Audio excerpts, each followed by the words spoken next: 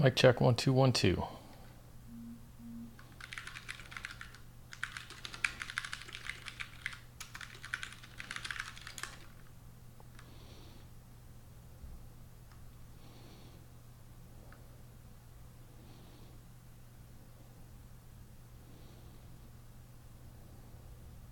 Microphone check 1 2 1 2.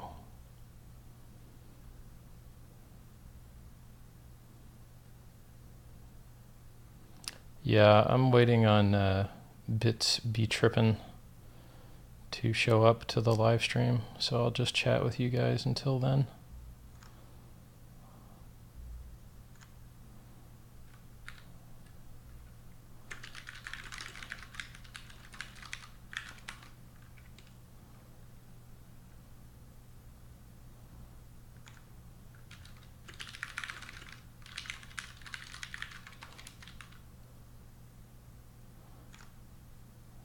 I'll be able to read your guys' chat in a second.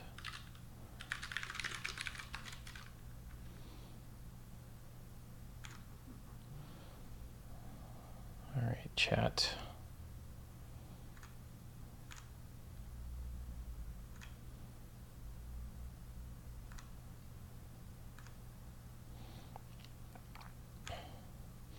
All right, chat. I'm reading your guys' stuff here. Yeah, there's two of me now. There's live stream me, and then there's 4K me. I like 4K me better, I think.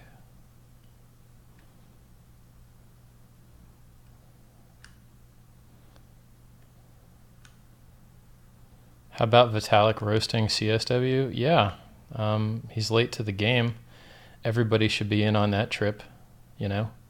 If you're not, in this case, if you don't denounce people that are bad actors, then to some degree you're inviting bad acts. Thus, it's everyone's job that has a voice and an audience in the ecosystem to maintain the health and quality of the ecosystem by denouncing people that are not good.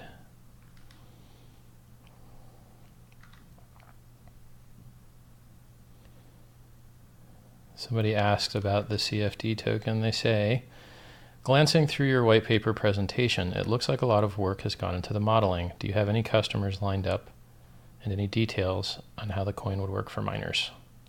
Well, it's the modeling part is done. I mean, the software is complete.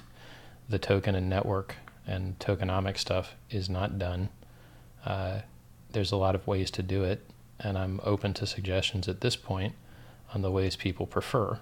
So as it stands right now, there's a job server. The job server gets jobs and then breaks them into parts, and those parts get done by miners. And the parts that get done are matrix inversion, and they're open sourced algebraic software, Fortran, etc. So, you know, if you were to run a miner, then you would just talk to our job server with an API, and then you could mine the solutions to the hard math that we give you using pretty much the binaries of your choice because they're open source. And this would create an incentive for people to improve mathematical algebra software with a token reward that caused there to be progress in SHA-256. So, you know, the same way that people found ways to do SHA-256 better because there was a token reason to do so, once this project is launched, there will be a tokenized reason to improve math open source software, which has a lot of room to improve. So it's neat that we can create a model by which people that improve an open source project actually get rewarded for doing so. I mean, that's what existing miner optimizers do, right? And then some people will close source it and make it better. If anyone of you guys wants to message Mr. BitsBeTrippin and see where he is, let me check.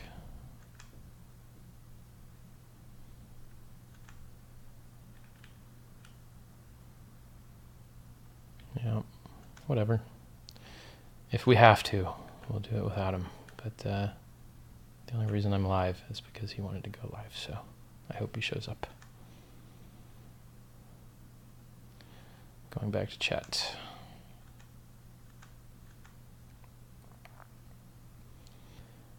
Hey Richard, were you kidding the other day when you said Bitcoin at the end of the year, $20,000.03? Nope, not really. I mean, Wall Street's coming, and they're coming hard. So if the markets go down and people look for an uncorrelated diversification that still shows great return, Bitcoin's a great non-correlated great return. So it's I don't want to call it a hedge because there's a common misconception that hedges are supposed to move opposite. They're not supposed to move opposite. They're supposed to move differently up, right?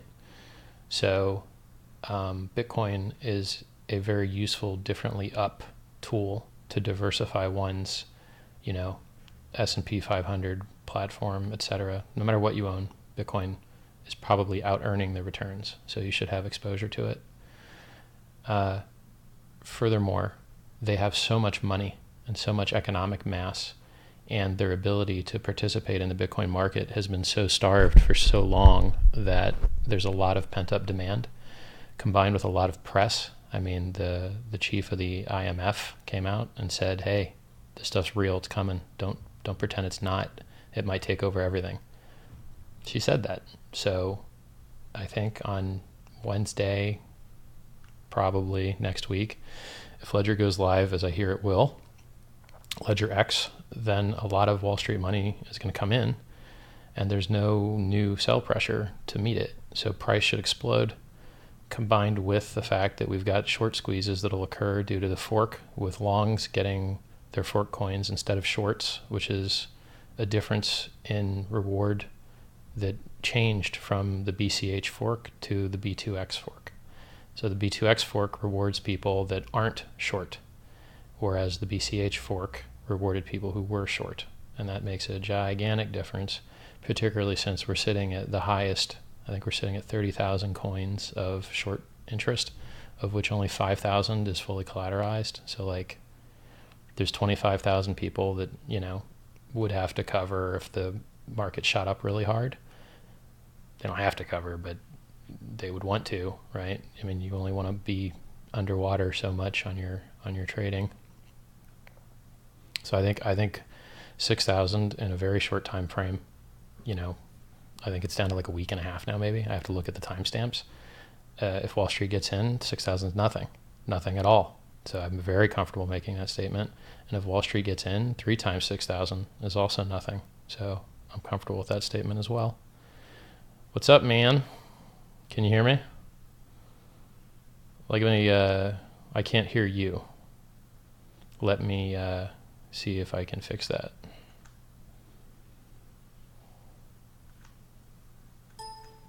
I do have audio, so I think this might be on your end if you check your mic indicator.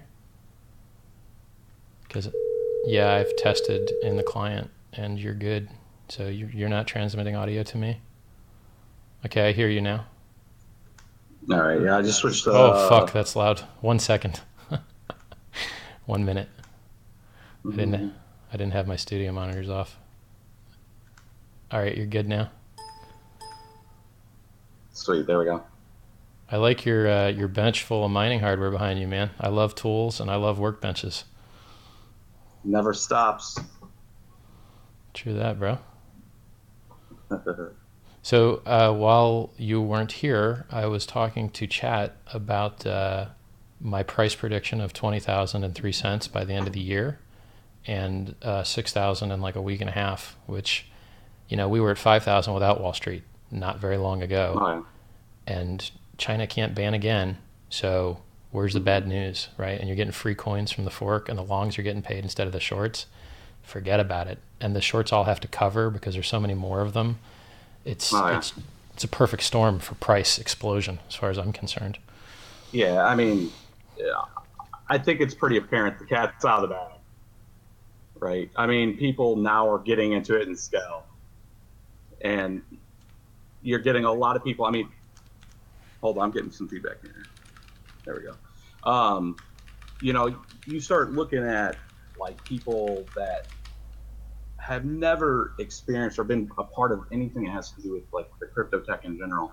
If I go out on the street and it has nothing to do with what we do here with BitsBeTrippin, language is coming tongue out. So I think that just that and that feeds into the folks that do investment, big, not just banking, but people that do wealth management and all that other stuff. They're seeing part of it too, and the culture's changing, and when the regulation and the avenue really opens up for that stuff to really expand. I mean, it's even $20,000 valuations are probably very minimal compared to what it could get, right? I mean, from a short term, absolutely. I mean, this thing is ready to really wide open. I mean, there's no question. I mean, I just seen from all my experiences and from my vantage point in the space in general, which has a lot more to do with blockchain than it does anything to do with cryptocurrency, short of the fact of what we do here. The technology in general, it's part and parcel with the crypto. You can't talk blockchain in any of those spaces without Bitcoin coming up in the conversation. So, I mean, people are looking at it from that store value and from the usability of it. And it's just going to be one of those things that's going to expand exponentially. It's logarithmic, and it's going to go, parabolic very soon. So there's a statement that people overestimate what can happen in 2 years, but underestimate what can happen in 5 years. And Bitcoin is a great example of something that, everyone considered as a joke, and everyone considered as a joke, and everyone considered as a joke. And now it's on CNBC every day. The cover of newspapers, the head of the IMF is talking about how it could take over everything. Everybody's trying to make their own fake copy that's destined to fail, because the same reason CompuServe and AOL failed to the truly open and distributed, easy to get in. Dropped a bit. So it's like it's a perfect storm, not only from a timing perspective, but from look at every single asset in the world inflating. It's fabulous. If the markets go up, people still want this higher gains here, and they've got the free money to do it because they feel rich, because they are rich, because everything's inflated. If the market goes down, they look for this uncorrelated thing. Up, we're good. Down, we're good. Forks, we're good. Every new fork that comes and Bitcoin price keeps exploding, it's like, oh, forks, they're good, not bad. Keep bringing them. Give me free coins. More free coins. Come on, baby. So yeah, a lot of people that are are following it. I mean, and mind you, with our exposure into the space, especially with the alt currencies and stuff, the Bitcoin's always coming up from the people that have never been in part of the space, right? I mean, they're like, I want to mine, I want to do stuff, or how do I buy coins, that kind of stuff. And Bitcoin's the center. It's the centric piece that everybody goes and says, I want to get a little bit of Bitcoin, and then I'm going to do some mining in some capacity, right? And maybe try to get a lift like Bitcoin did. But what I always try to make sure that people understand is, especially in the crypto space, is that, Bitcoin's your center. You always, that irregardless of whatever news is going to happen, it's taken on. There was a point in time, maybe in 2013, 2012, that, if enough pressure came down, it could have really saturated the system. I mean, you're not ever going to stop it. I think everybody understands that. But that could have been a very big price depression and maybe put it into like a 10-year long situation. It's past that now. When you have big institutions looking at it, when you have large bankers speculating against its, if it's worth anything or anything, it's out of the bag. People now, it's a matter of, if there was a quick way that wasn't going through the nightmare sometimes of trying to get Bitcoin through like Coinbase, or where you're, the mother test, right? Can my mother get it? Can somebody, how can I get it? That's a lot of the questions that come to us and stuff. I want to buy it, but where can I get it? Do I have to go through this like week-long process to get it? And, I'm on live stream. ATM. Which one? I'm just yelling at someone that doesn't understand media production. Once those pieces get opened up to where the common person can go anywhere and just get it without question, and that interchange starts to really happen, then you can have that that real true logarithmic, and that's not even including the big bankers and folks that have big money, a wall money looking to come into the space. And then, the sea rises all boats type of thing. Yep. And that's across all that crypto space. They're going to look at the assets that are actually particularly targeted and have development teams behind them and are trying to, grow some other space. That's why stuff like Ripple, which shouldn't even be considered in the same class as gaining exposure, and people are trading it, and it's a permissioned private permissioned public exchange, and it has the right elements for certain kind of money to go into it, and people speculate it and raise the price, irregardless of what we think about it from a technology standpoint, how it is against the Bitcoin. And it's the same thing that kind of transcends into some of the other alt currencies. Now, granted, there's hundreds of them, thousands of them at this point now that are absolute worthless. But they serve no purpose. They were just forks and jokes. But there's some that are using some of that money to grow, the technology. And I know I've watched a lot of stuff with your opinions on Ethereum, and there's a lot of issues with the smart contracts and stuff, for sure. From a mechanical standpoint, a lot of open bugs and stuff that need to get through. But if you're dumping your coins at market, who gives a shit? If you're a miner, right? Going to know that too. And I think if the intentions are right and they can solve some of the right now what looks like unsolvable type of issues, I think the intention, the platforms that those are going to provide from an automation standpoint, and really changing the thing, the underlying technology, with even having the opportunity to hedge against that, it's a different paradigm. We couldn't hedge against the internet. We hedged against companies on the internet, but not from a platform standpoint, like a PaaS, like a PaaS or an infrastructure as a service. We can hedge on that bet that it can make fundamental change, and in that people speculate the value, and then you can get in and out, following normal market dynamic stuff. So it's an interesting paradigm, and I think as the younger generations are coming up through schooling and looking at something better, they're tired of listening to the old mantra of how things work when it comes to market and stuff. You're going to see a lot more interest expand exponentially. So I'd like to talk about stuff that I don't normally talk about on the stream, because I think the people that are listening, I'd like to talk about stuff that I'm repeating because I saw you put your headset on, and I don't know how good your hearing is without it on.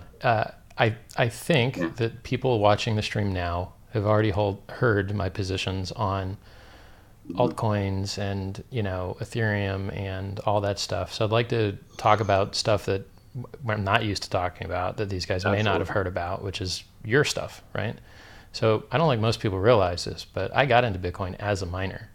So I was running overclocked 5970s back when Artforce first wrote the GPU miner, and then I switched to 6950s and custom BIOS mods, overclocking, putting giant fans on them, seeing how many I could fit in a case, like on down the list, right? So I was mining almost at the moment that it switched from CPU to GPU. I think I might have been a month or a month and a half late, something like that. So, and even earlier this year, I was mining Zcash because, I used to be a gamer and I had a lot of NVIDIA cards. And NVIDIA cards have, they suck at mining all cryptos except Zcash, because Zcash is a very odd algorithm. So you've got algorithms that only care about operations in the core of the GPU. And then you've got algorithms that are memory hard that do better the more memory you have. So like if you go under a certain amount of memory, it totally sucks to mine. But as long as you have that minimum amount of memory, so like scrypt, which a lot of people call script, is a memory hard mining algo. And then they invented a new mining algo based on the cuckoo cycle, which is like birthday collisions basically. And it is unique because it's based on it's based on memory latency. So it's not based on memory mass size. It's not based on processing power. It actually scales based on latency. And so a 1080 Ti, rather a 1080, is slower mining Zcash than a 1070 because the 1080 has a larger bandwidth of RAM, but a higher latency. Whereas the 1070 using GDDR5 instead of GDDR5X has lower bandwidth, but lower latency, and therefore mines Zcash faster. Now, I was a retarded idiot for doing that because, one, it's a pre-mined shitcoin with a 20% founder's tax and an undetectable inflation rate and a trusted setup that there's absolutely no reason for you to trust. You don't know that they did that right, and you'll never know because it's not knowable, right? So, and if the coin works, then you can just fork it anyway. And so I mined a fork for a while as well. And then that fork failed due to marketing problems. So, and then even doing all that, it was still retarded. You should have just bought Bitcoin, right? Like I didn't learn my lesson. So like I've always known that mining is not as financially effective as just buying coins, but it's so much fun. And you get to overclock and you get to like push every limit of your computer. It's fun and it's great onboarding to get people into the ecosystem. But financially, it's fucking stupid. Like you're just not gonna. Like it's better than holding cash, but it's not as good as holding coins. Yeah, at big scale. I mean, so it's always been. I mean, it's went to kind of a big scale thing for us, obviously, for really testing out the different options that are there and looking at the standard configuration. 6 card, 8 card rig. It's gone kind of crazy now with like 19 card boards and stuff, and we're working on an episode to really kind of point people to say, for all kinds of reasons, it's probably not a good idea to go 19 cards in one board for not just the financial piece of it, but, to onboard people, to get people part of the ecosystem, the part of it was the void that was there in the space. And you mining early, we mined very early. Me personally, I was doing folding at home and SETI at home and stuff because I just like to dork out. Yeah, me too. Stuff, right? I used to do that too. And I used to do folding at home. I found Bitcoin very early. I mean, very, very early. Like end of beginning of 2010, found just the space in general, cryptography, PKI, found Bitcoin, didn't understand it a lot. Found that I could actually start to use CPUs and GPUs to actually mine it. Got on the Slush's pool real early and started doing it. Actually made some videos, and we're putting together kind of a collage video from our 2010 to when we made the channel in 2013 to kind of show, because we were like, there wasn't a lot of information, and unless you were like almost a CS major to understand how to get into it, it was kind of hard. I mean, it wasn't really easy to get into the mining side of it. So by 2013, when it really started, and you started talking altcoins, Feathercoin, Litecoin, script coins, we're like, there's a void in the space with really trying to just show what's possible. You have all these companies that are reviewing stuff. You have Linus and a few other big YouTubers like barely touch it and not do it very good justice, just because it's not their space. And by that time we started doing some mining, and we said, what, let's make a channel, and try to educate people on how to get into like the understanding of Bitcoin and cryptocurrency in general, and have fun doing it. And then it kind of expanded into like the initial investments we put in there, which were pretty decently sizable. Really netted a pretty decent out. After I think it was February of maybe 13 into 14. This is, prior to Butterfly Labs and all that kind of stuff. Like we bought jalapenos and all that stuff. We were probably one of the rare few people that actually got a few of them. And then, that we just really wanted to expand that exposure to, the space, and just, I've always looked at, from my background as a technologist, at the time, and I was a delivery manager for a software development team. So, Scrum Master, had people doing iterative development, deliveries, that do a lot of presentations. I do big presentations.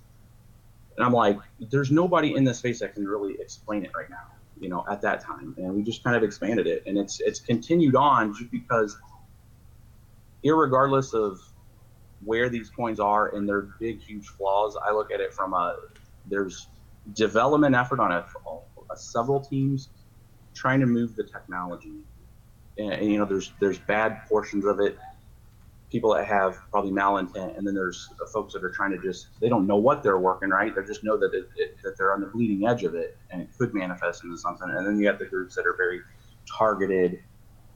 They have a roadmap, they have a plan, they have a vision that might be kind of out there, but and then you got the big corporations now sitting on top that are looking at, okay, how can we use this, and asking the right question. I'm kind of split between the two. Like from a hobby standpoint, from a channel standpoint, I try to, you know, make sure people, if they want to get into it for one graphics card, two graphics cards, granted we go through all kinds of graphics cards and technology, but so really from just pulling people into the space. I'd love to talk to you about specifics. Both of us are in the absolute same perspective there, that if knowing what we know now, we apply that knowledge going forward, you should buy crypto, right? Yeah. There's no doubt there. You should hedge on, especially Bitcoin and some of the other major currencies that are getting a lot of exposure, even as the tech is being, you know, refined over and over and over on the tech, getting updates and seeing where things go. Now people can totally mess that up, right? I mean, and make it go south, but you know, getting people into the space and, you know, or, you know, and if it gets them a little bit of crypto and starts to understand, part of my issue with it is then I've gotten people to go out to Coinbase, buy coins. They bring it local because, you know, there's a fork, and then they screw it up and they forget a password or something.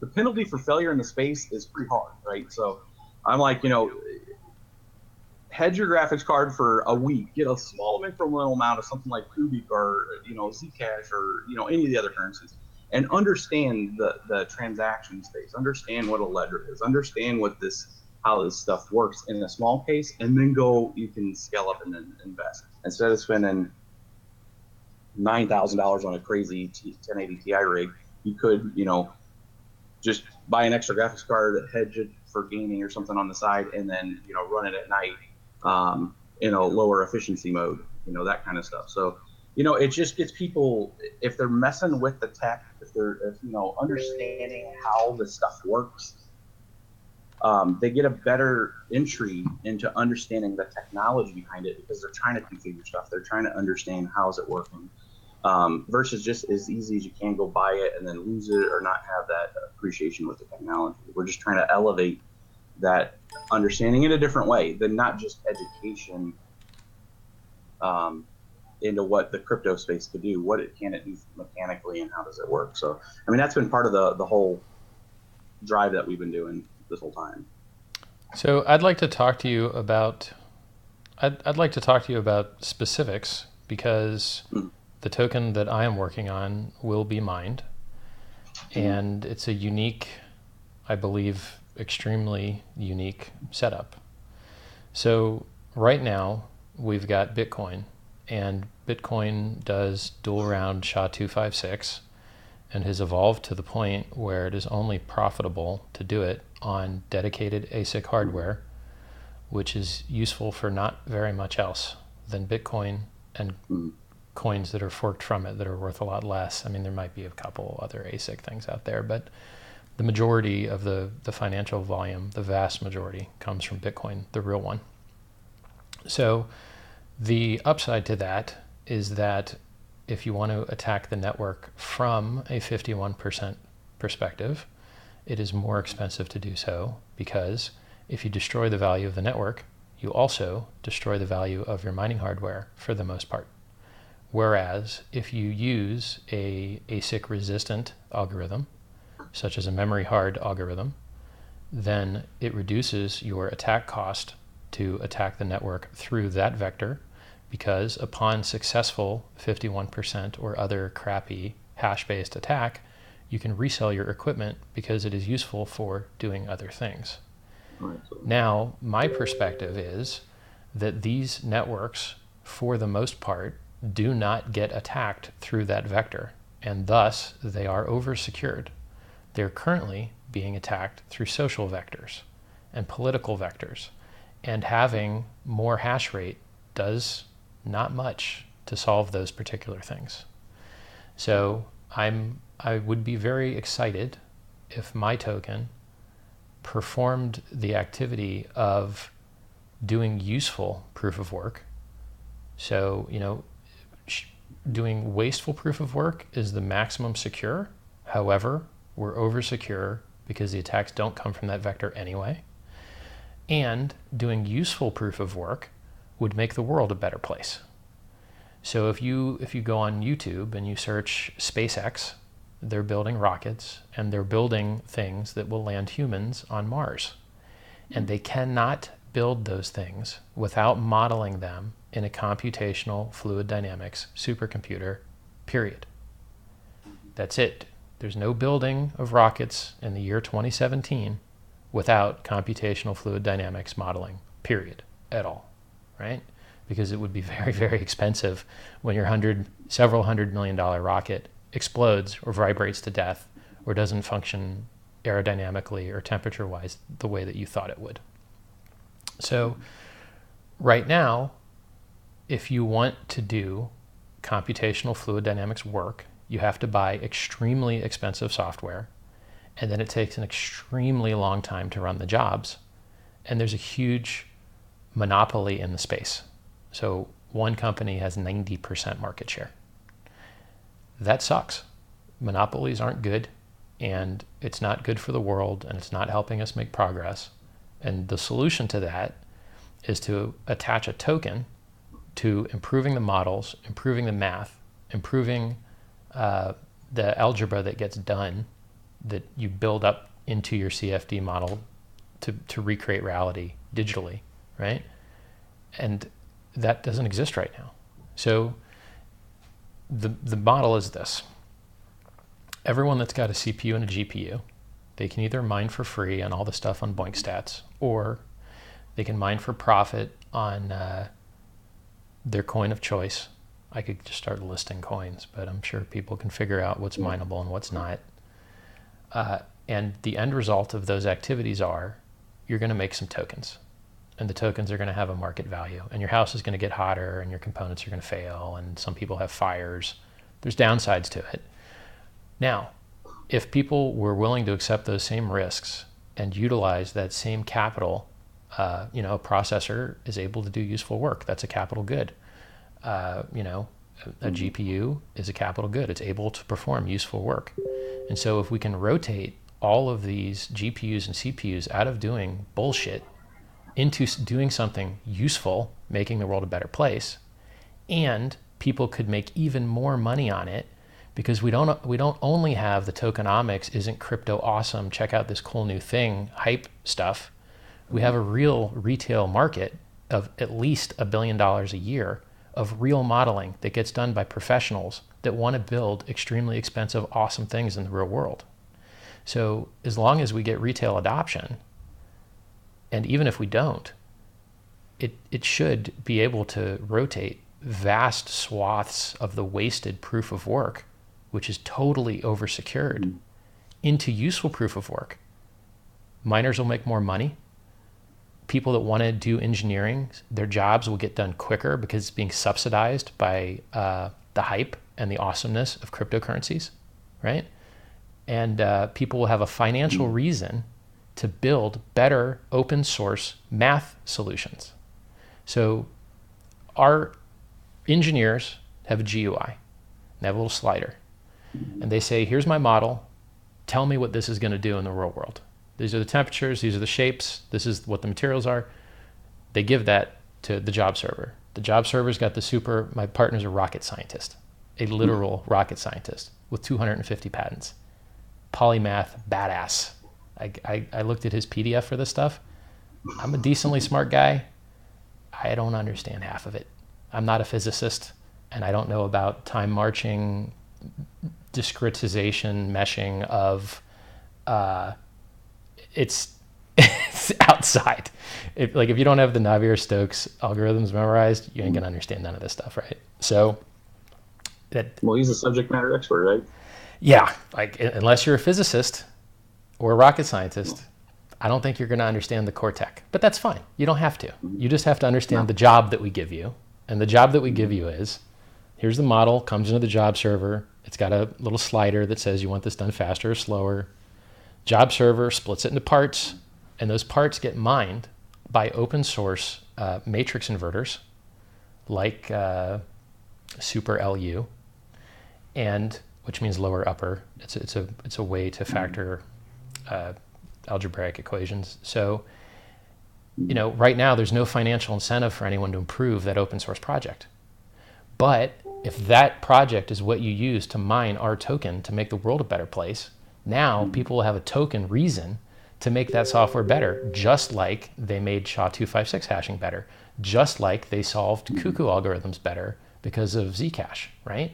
So if you incentivize and tokenize positive social change and positive development, you cure a tragedy of the commons, which is right now, open source software gets its ass kicked, can't hire the best devs, can't advertise because no one makes money on it getting better. You're just throwing your time away. Oh, look, I made this better. Maybe someone will notice one day. Maybe. Fuck that. We're going to give them a token reason to make the world a better place.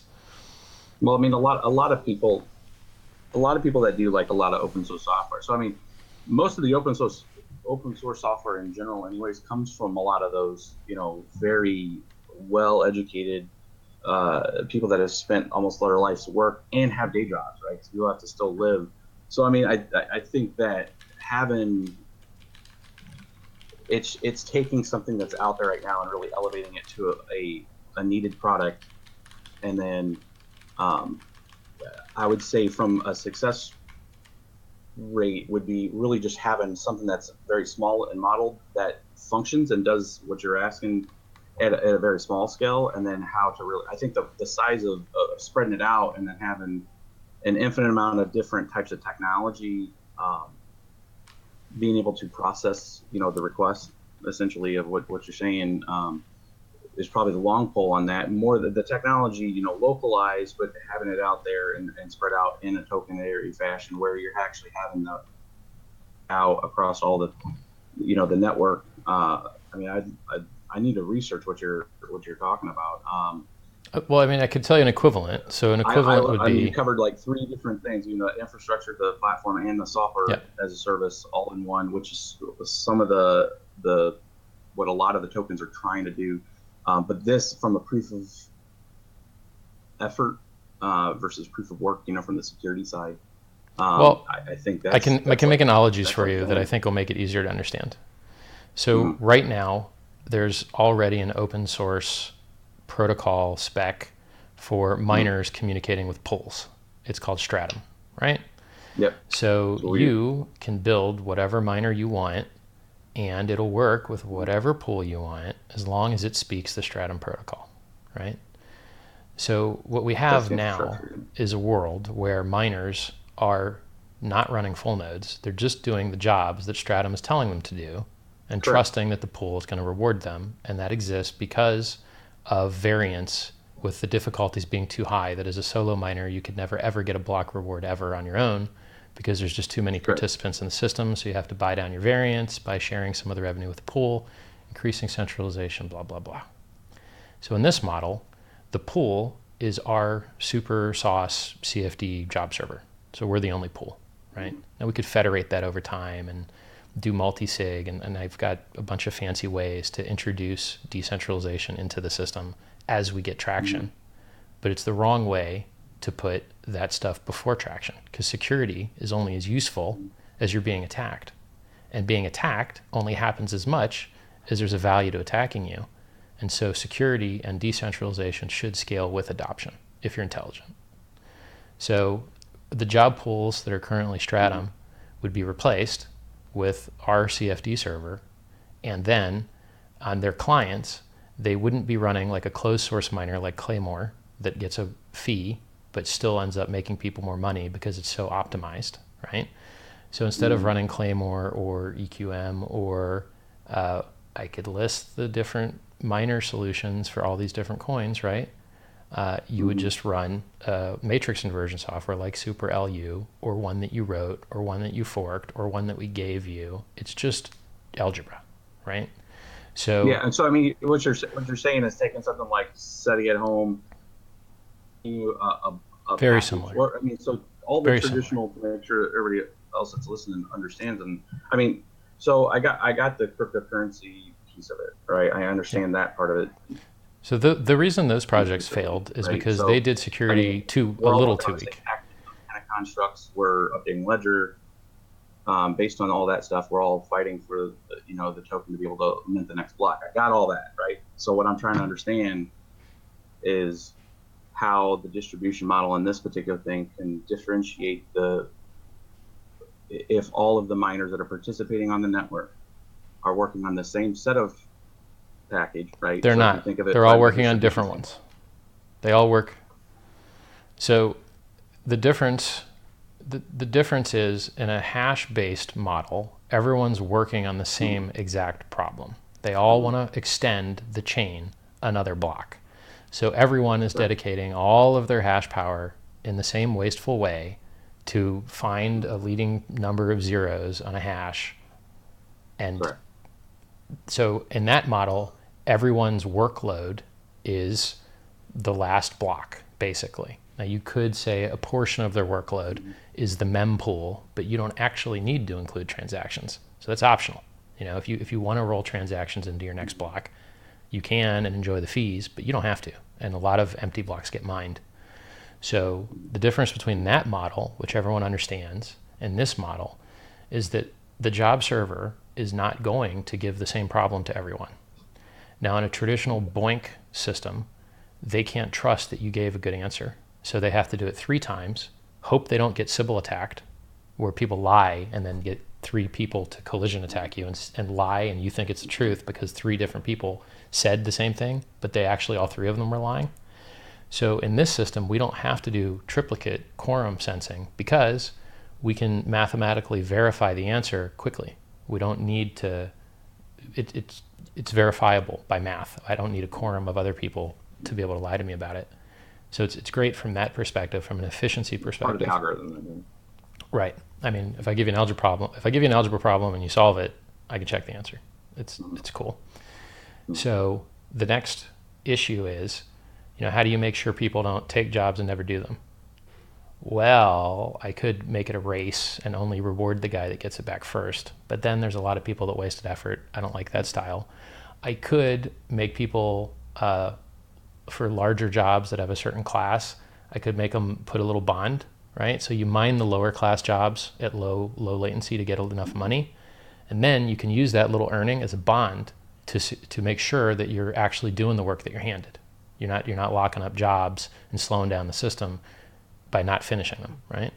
Or I could,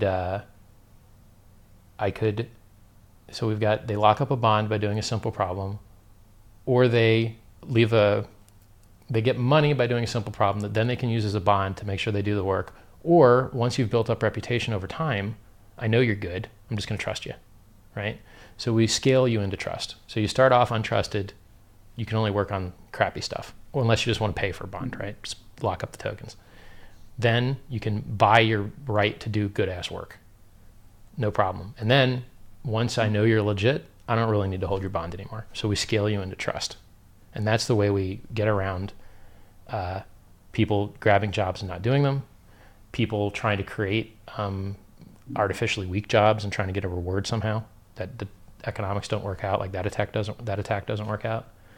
So I'm pretty sure I've got an awesome way to solve open source development and improve open source algebra solvers and give engineers tools to model and build things in the real world that don't currently exist. And all of this stuff is not even thinking about the fact that my rocket scientist buddy, his solution actually does stuff other software can't do, like multi-phase flow and more accurate, and it doesn't make assumptions about boundary conditions, and it doesn't make assumptions about viscosities, and that stuff's super, super important if you want an accurate model.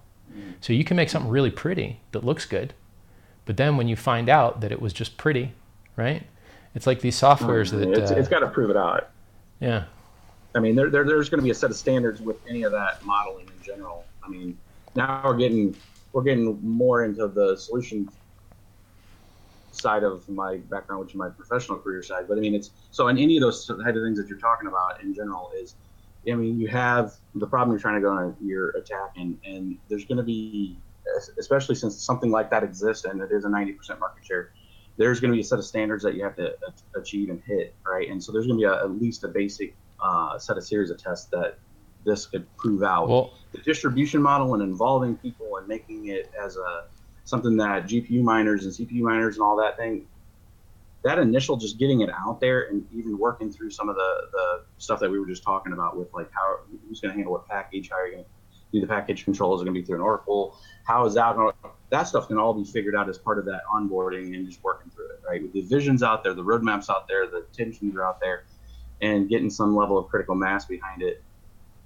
I mean, that's, if you look at any of the current coin projects, even just laying that out and saying, here is our iterative plan, and here's the things we got to go run down. That is essentially what's going on the business side right now.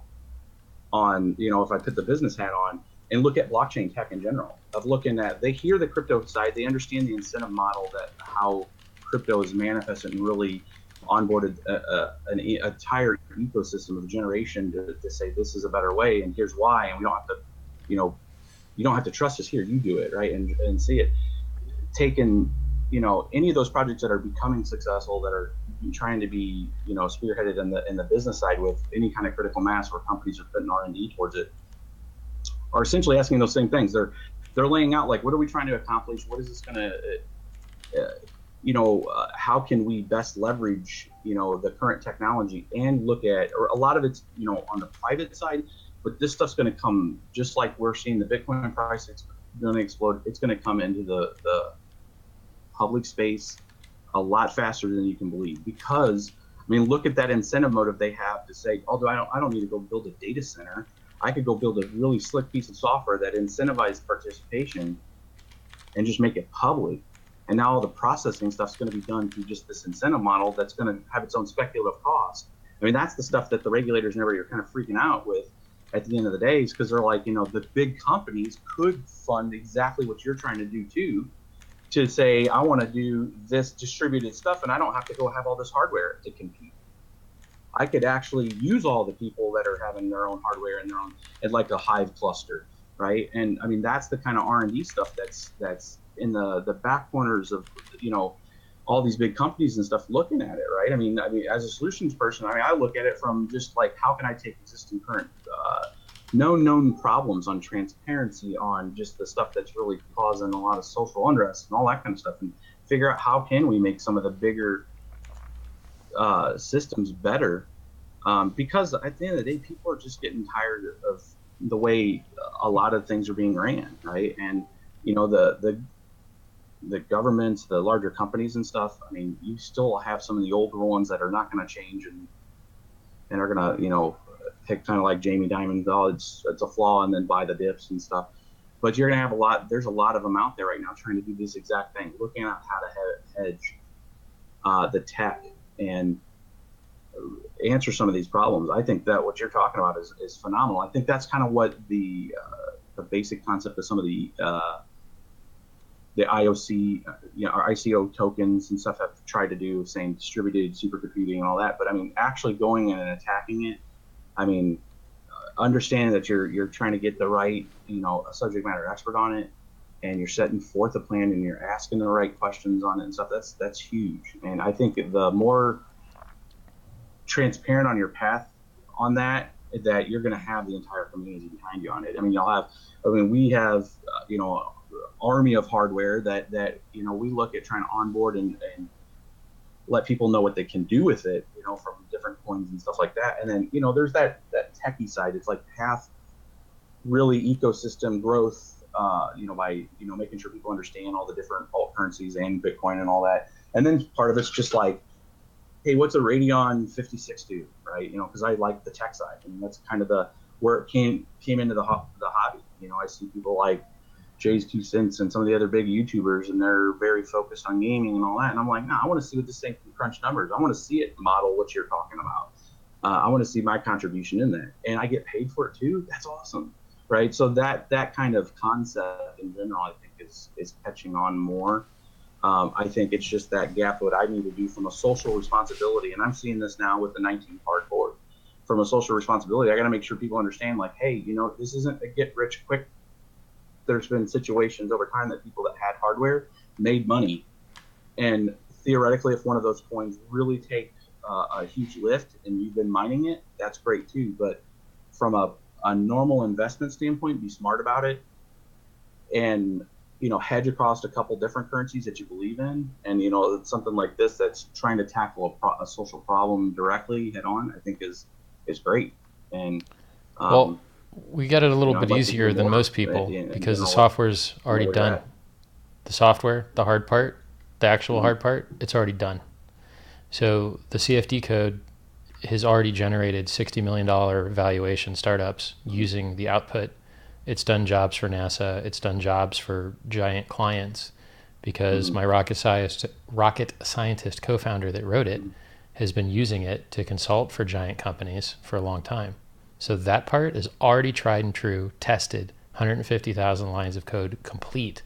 And the only parts it needs are the GUI, which is open source, the network, which we can grab a lot of open source parts for, right? A lot of the token stuff's already done. I'm basically just gluing together parts here. There's not actually a ton of innovation that needs done. And I'm more than happy to do that because the CFD code's still closed source and the pool still maintains the margin. So I can let everyone improve everything around it. You can improve the solvers. You can improve the GUI. Everybody can make everything better. And we don't need to be a cryptocurrency either. We can let the blockchain guys do the blockchain thing right. And all I need to do is make the job server work properly, right? And all the other software is pretty much done for me. Like, I love it. There's something else I wanted to say. So I just bought a bunch of servers, so to speak, because, God, I love hardware. And when I found out that the i7 8700Ks would overclock to 5.1 gigahertz on air at about 87 Celsius max, and that they wouldn't be available in good quantities until maybe next year, like 2018, I locked up my 8700Ks with quickness, right? So I love fastest single core on the planet, love it. I love the triple M2 slots. So I had to search very hard to find a triple M2 slot that also had 10 gigabit Ethernet and dual Intel LAN. All of it, right? Like, dream come true. Yeah. Now, so I was thinking to myself, should I get smaller PCIe, NVMe, M2 drives and RAID 0 them? Or should I have the more reliability, probably lower latency, but lower mass throughput? And I decided to go single with it. So the reason I'm going single on those is because, one, I don't have to worry about RAID 0 failure on the motherboard level. Two, I don't have to worry about startup latency, right? For checking, okay, are you ready? Are you ready? Are you ready? Okay, now we can start, right? And it's You're also more application throttled anyways. Right. And I mean, most of those applications, if you watch, I mean, we do that with, I mean, so like, you know, doing video, like, you know, any kind of 4K video, I got real tired of the 6950. Not really, I mean, taking forever. You know, we were using a couple Titans, we were using 1080 Ti's, and we had the 960 Evo Pros, the M2, the 512s, and the 1 terabyte ones. And we tried it both RAID 0 and regular. And bottom line, we just, the application throttles it. I mean, you can see it spike and then it just sits there and tells off. No matter if it was RAID 0 or not, it always hit like a theoretical limit of whatever the application was telling it. And when we tried to do some registry hacks on that, you know, did some Google search and figuring out, like, why the hell, this thing's supposed to be 3,500 megabytes per second. Why the hell am I not getting anything over 80, 90? You'll hit throttles too. You'll hit thermal throttle as well if you keep it under sustained load. You got to heat sink the PC. You've got to heat sink the M2 drives as well because they hit thermal throttle if they run full out for about a minute. So you got to put an aluminum heat sink on them. Yeah, the new Republican Gaming actually has the main M2 underneath the heatsink, so it actually, you know, it's got air cool over it. It's just, we try to do a registry hack, it just crashed all the time. You know, like we saw it spike up 350, 800, you know, to 800 megabit per second, and then it would just crash. So another. I mean, Go ahead. No, I just think that you're. As long as you're going with just the fastest one out there, you're going to be the RAID 0 did nothing that we could Yeah. tell at all, short of the synthetic fake test that you can just run to say, hey, it hits 6,000 megabytes. Yep, I agree with all that. I think I made the right decision going with non-RAID 0. Now I could also RAID 1 it, but I really shouldn't have to, because it's better to scale like Google does. You're better off with more commodity hardware and scaling in the software routing layer than you are trying to build retardedly expensive, non-commodity servers. They don't scale as well monetarily. I mean, if in a consumer piece of hardware you have the fastest possible single core response and the maximum amount of bandwidth for you've got 4 PCI lanes that'll do your 3.8 gigahertz, or rather gigabit a second read and write to the PCIe RAM, not RAM, NVRAM, whatever the flash memory is called. And then, like what's left? Like the only thing that's missing from this commodity hardware is tons of lanes. And you don't really need tons of lanes. Like particularly, like for instance, if you were using these as miners, you only need an X1 lane because you're just transmitting the job, and then all the hard work happens in the GPU, and then it just transmits the response. You do not need X16 bandwidth for mining at all. And so, it's easy to use consumer boards that don't have 48, 64 lanes of PCIe dedicated to their slots, because you're never going to use it. They're never going to get saturated, right? Yeah. So I'm saying consumer hardware is awesome. I really like it. Yeah, no, looking at a lot of that hardware, and we've tried to expand the channel with not just doing. Because how many videos about mining, whatever coin you want to talk about, can you make? Short of just like, hey, this one card does this, so we've really tried to look at it, especially with scaling up. When we first started the channel, we were making about one a month. It was all produced. And it was like, I got into doing more live streams because I just saw, like, as when Ethereum popped people into the space, our channel really went up. We kind of went dormant for like 9 months because it just wasn't a lot to talk about on it. And I didn't want to, it was this, again, that's that kind of like social responsibility piece. I don't want to, if it makes no economic sense at that point in time, after Litecoin and all that kind of split, GPU mining by and large was kind of a dead art by and large. If you did and you continued to mine, certain coins, mainly Litecoin, but that was already kind of switched to ASIC until Ethereum came on in 2015, September 2015, there was no real thing to mine that even now, if you would have mined it, we did the math. If you would have mined it like March through May of 14 through September of 15, and then carried September 15 to where it popped for Ethereum, which was, another almost year later when it really went up to, over $20 a coin. The coins that you would have been mining, like Feathercoin and Vertcoin and all that stuff, if you would have done the math on how much money you would have spent on hardware and stuff, it would have never paid off, ever. So we stepped the channel down at that point and said, maybe it is going to only go ASIC at this point. And then, when we came back, it was mainly due to the fact that, obviously Ethereum really took it up. It was GPU mined coin, and economically it made sense. Like, okay, there's a purpose, there's a point, to do this. Well, it's going to be coming to an end soon, right? At scale, Aren't they going to fork you guys out of business, kind of? The which one? Isn't Plasma going to fork you guys out of business a little bit? They're going proof of work, ain't they? Yeah, proof of stake, rather. Right now, it all comes down to one: if you make the coin, obviously. I am. So what it comes it's down happening. To is, I think that there's other currencies out there that are looking at proof of work. I think everybody agrees that proof of work in general, anything that allows distribution of that effort, there's a rationale for it, and I think people will continue to make currencies that will be mined. I don't think from a quick get rich quick scale, type of scale that you're going to see the expanse that we did with Ethereum right now. It doesn't make a lot of sense right now unless you have, something like what you're talking about, or a proof of effort type of thing, that you look at a company that says, we're going to do exactly what Richard's doing right now. We're going to build a proof of effort algorithm that we're going to hedge. We're going to take all that capital cost that we spend $20-30 million a quarter on cloud, and we're going to distribute it out to the world, and we want to do it at scale. And they send out a piece of software that people can download, and now you're hedging your equipment. That kind of model is not a far stretch.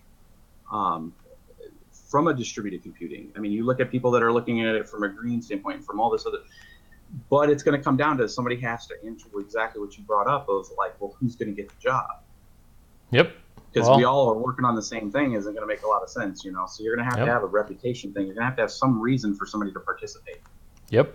And, I can see from just my vantage point from a solution side that, well, does that become a new certificate authority that you can get a license for the software and to participate, then you can get paid, and that's a new way to make a job. I mean, there's all kinds of stuff like that.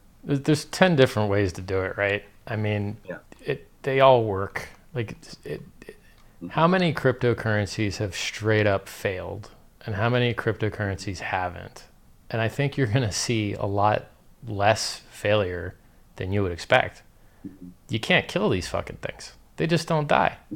So even if you're a complete idiot, life, right? Yeah, like even if you were a complete idiot, if you have some technical OPSEC, like it's good. You're good to go, right?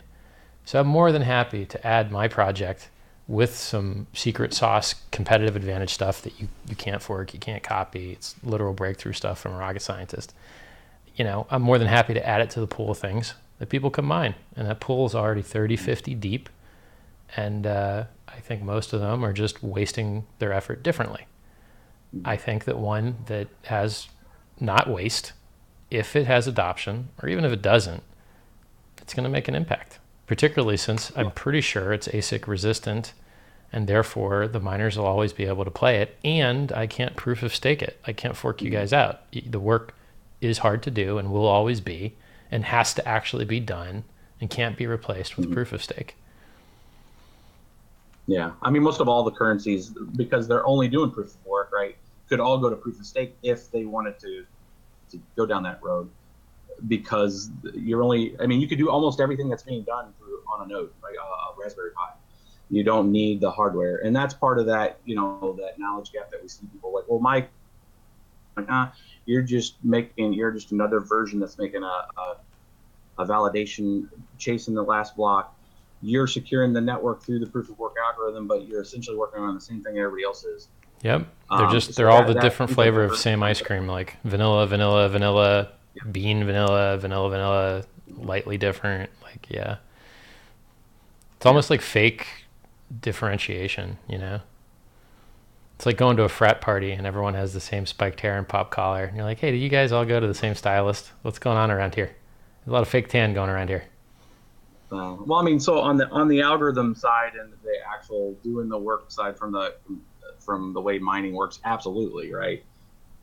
I think obviously the speculation part is of whatever their effort that they're working or they're trying to solve. Does that make sense? And do people believe in that path? I mean, you look at Monero and you look at some of the other currencies, the Zcash, and all of them have their flaws, right? I mean, we're all seeing that, but that's software in general. So it's like, what are they trying to do to fix those flaws? Can they fix it? And we haven't even reached, and this will probably be its own episode in itself, into deep learning and AI, right? And really applying those algorithms on some of those solutions to figure out different answers to some of those solutions. And the well-funded projects, if they were smart, would be looking at some of that stuff to try to answer some of those questions. Yeah, I think AI is a little bit harder because they have special FPGAs for TensorFlow. So Google has their own hardware solution that accelerates TensorFlow operations, which is a format to do machine learning. And if you want, I mean, you can't buy them. You can't go to Newegg and buy a TensorFlow processor.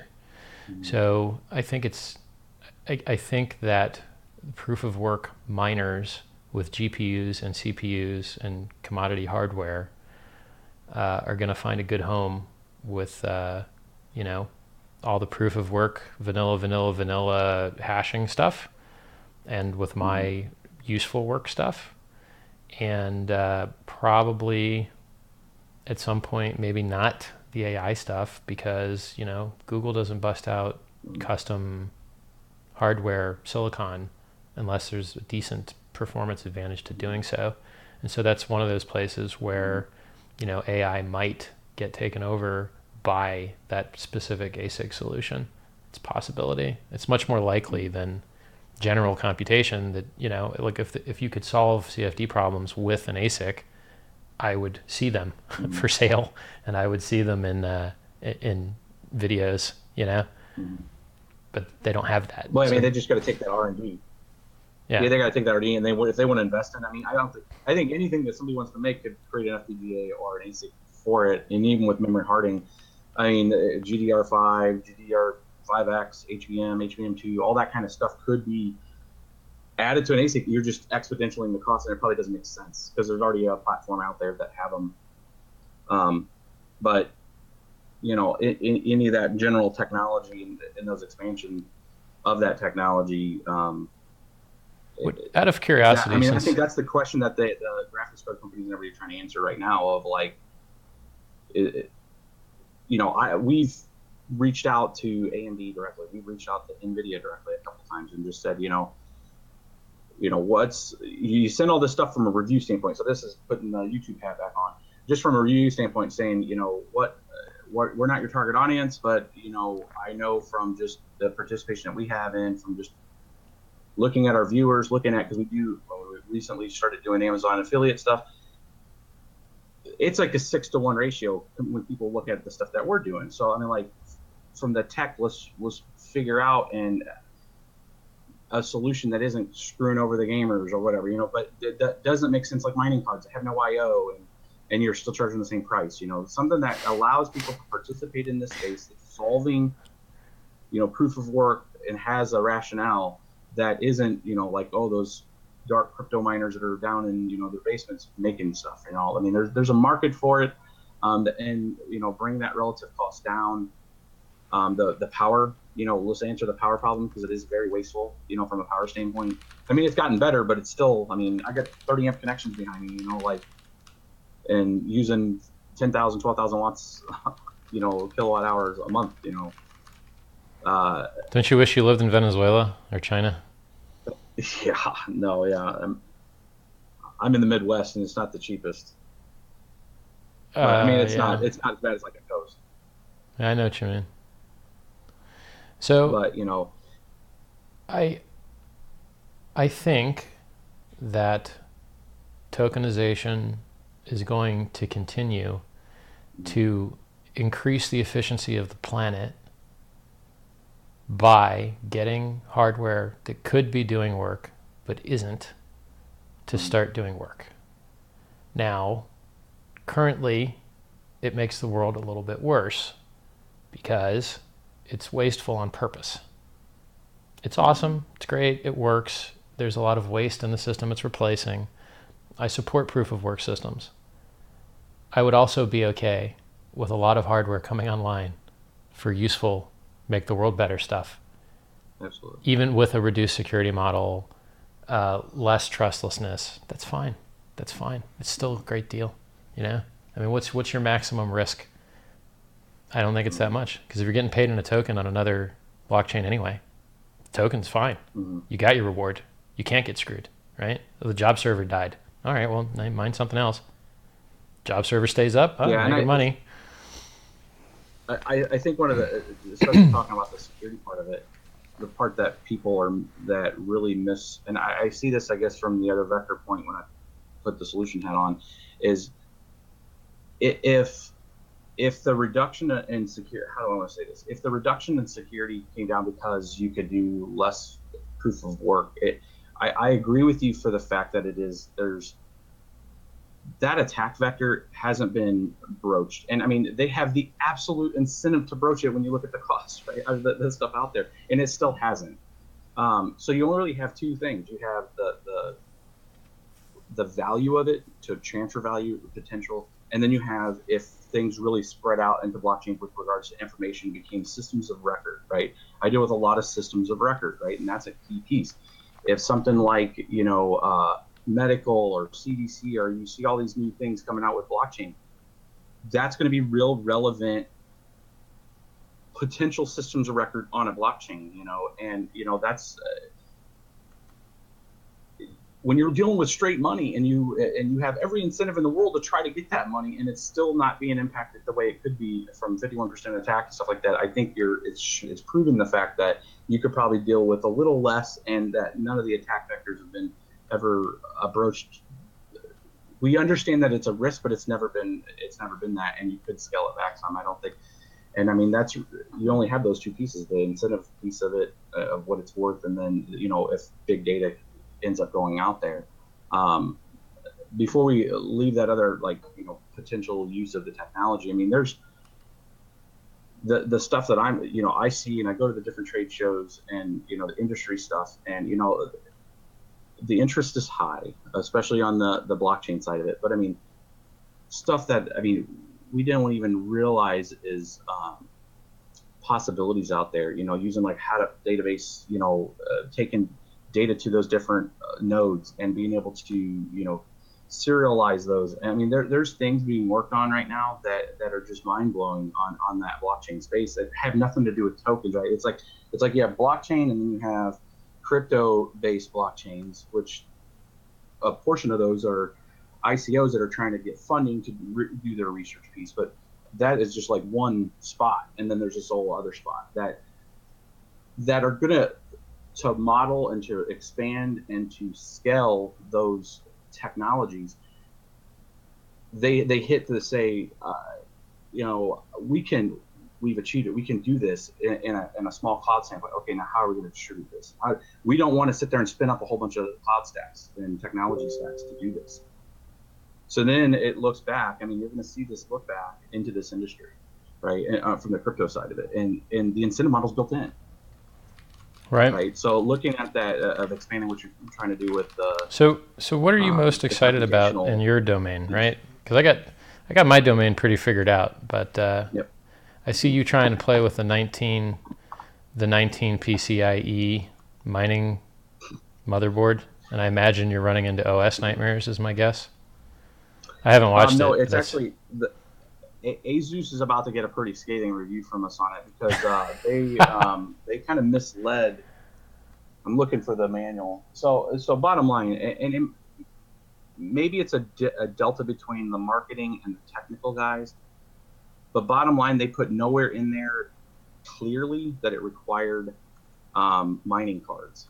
What the fuck? 19 card GPU. That's terrible. And then when you really look at it in detail, you need to use the mining cards, which are very specific cards, right, to make it go to 19. It is limited to 13 GPUs on a regular standpoint. That's not that bad. And then you need to use at least 6 of the P106 mining cards. Okay, it is that bad. They have a matrix in there that you could really get confused on using, and because you look at it, it looks quantitative, and you're reading it this way, like left to right or right to left. But it's a matrix, and they show kind of like P106, and they have the NVIDIA, but it's not super clear. And there's nowhere else in the manual that says that you have to use that. So I think a lot of people bought it on pretenses that they could go 19, and now are understanding that, especially in the States, it's hard to get the P106 and the RX 470 mining cards. Like, they're just non-existent. You can't buy them in stores. You could go on AliExpress and take a shot at maybe that vendor selling you crap. So it's pretty speculative that they did that. Yeah, I once again will just make the statement that any time that you step out of commodity, you are entering nightmare zone, because the biggest problem with computers is that they don't do what they tell you they'll do. So you bought a mining board and you wanted to use it for mining, and it doesn't work for mining. Why?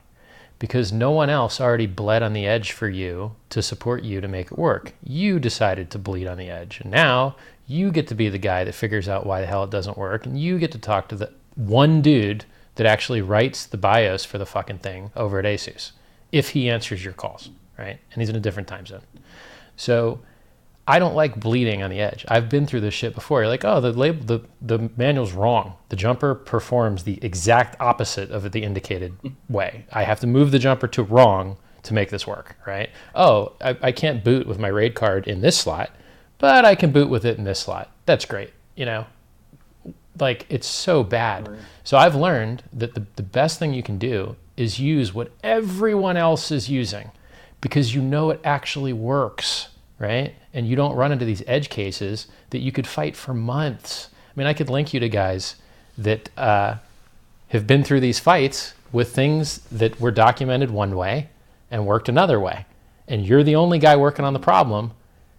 Good luck. You'll spend months fighting that battle. I would return that shit. I'd be like, nah, nope. I'm not spending 3 months to figure out your problem with your product. I'm not doing tech support for you for free. Next. Yeah, I mean, that's kind of what we've kind of fell into, right? Is we are definitely trying to get to the latest bleeding edge stuff. And then, but when it's so despairingly obvious that it was a quick rush to get it out, and you know, they even put in there like, so this probably won't work, and we're gonna have a BIOS by the fourth quarter. You know, they kind of threw that in there, and it's like, you know, I mean, I get iterative development, but hardware development at an iterative level is kind of crap.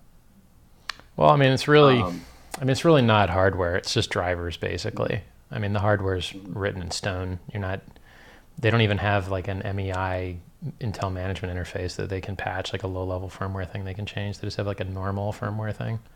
So it's really all drivers as far as I'm concerned. I mean, as long as the Linux guys have kind of got their stuff figured out.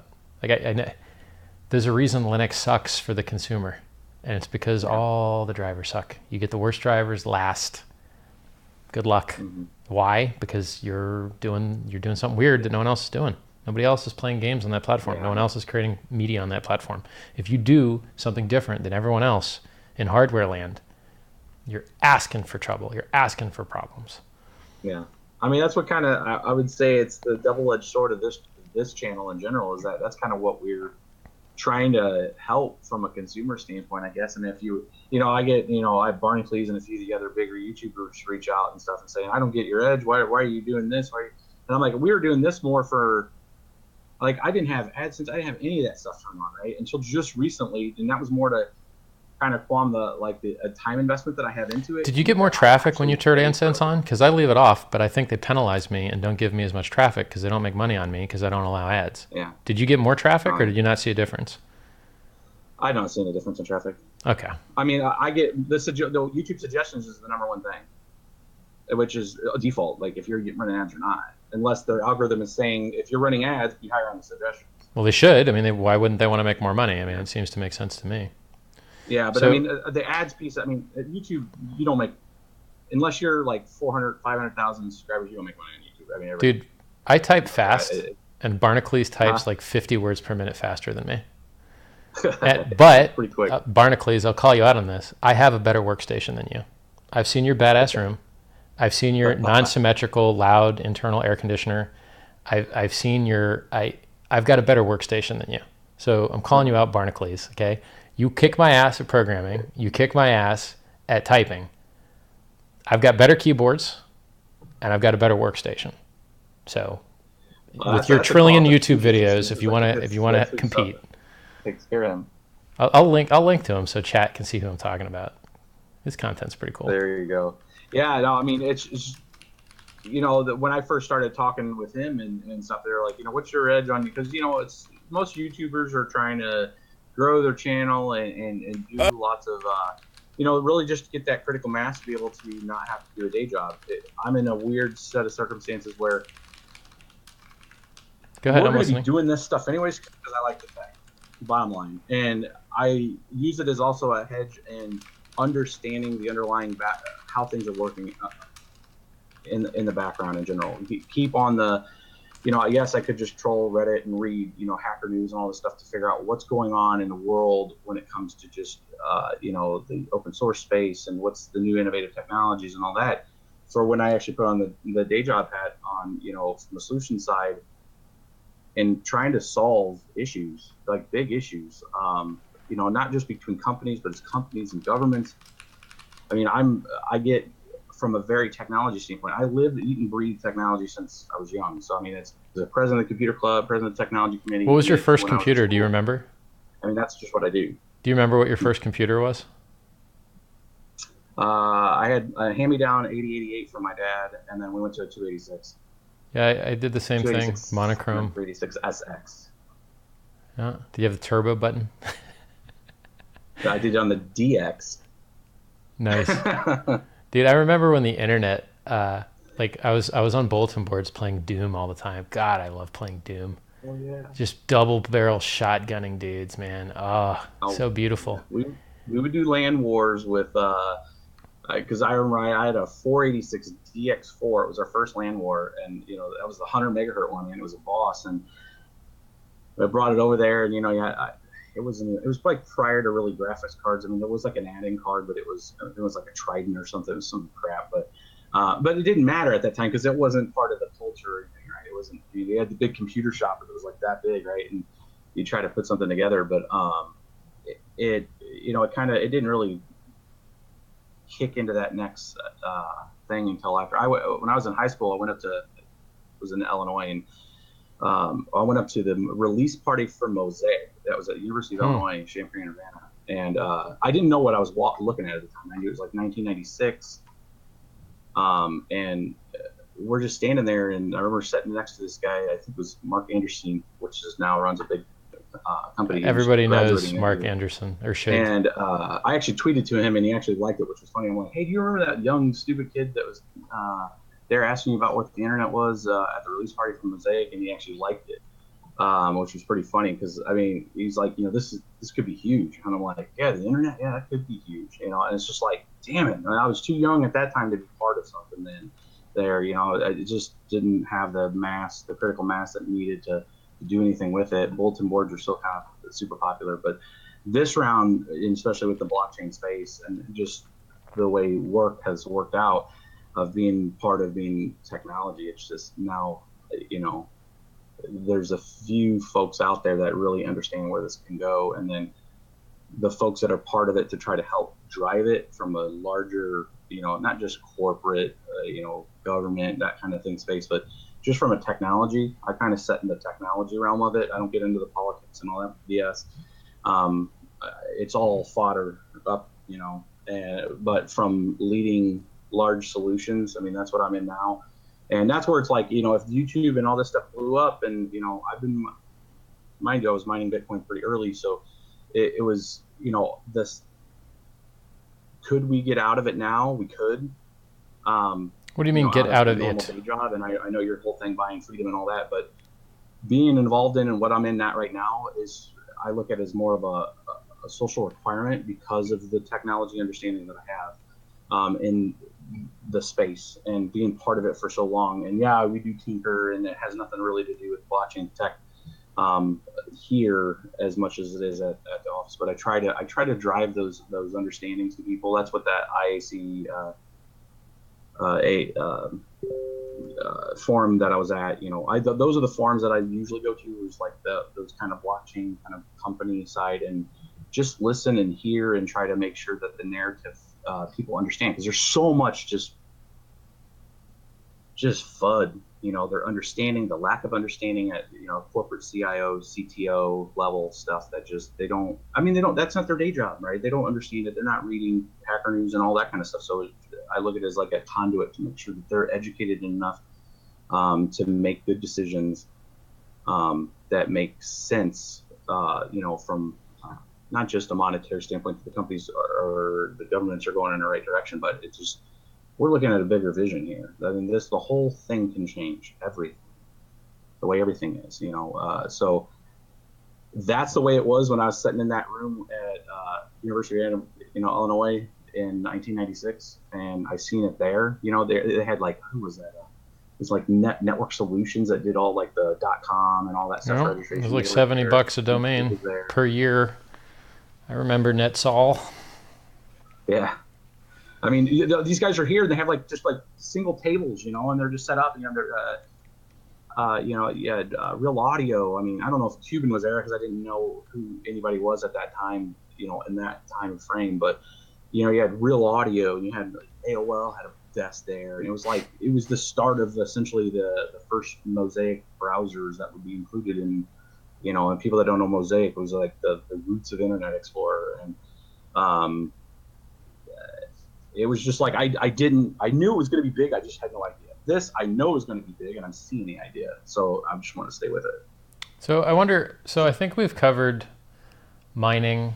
I think we've covered my token. I think we've covered your YouTubing. Is there anything else that we should cover? So let's ask chat real quick. Hey chat, Yeah. you're probably on a 30 or 40-second delay because of the 4K stream. You're definitely on that type of delay. Minimum 25, I think. So I'm looking for you guys. If you have any smart questions, I don't know, I'll even accept stupid questions. If they're good, I might answer.